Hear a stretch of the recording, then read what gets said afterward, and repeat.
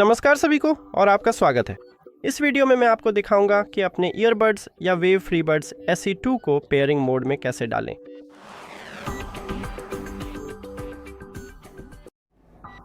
इसके लिए आपको सबसे पहले चार्जिंग केस खोलना होगा।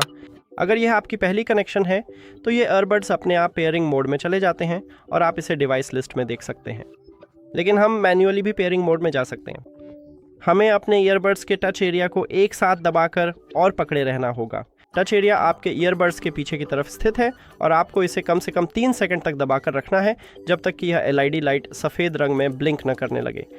तो अब मैं इसे दबाकर रखता हूँ और अब इस LED लाइट को देखिए। हमारे पास ये है और हम इसे डिवाइस लिस्ट में भी देख सकते हैं। बस इतना ही।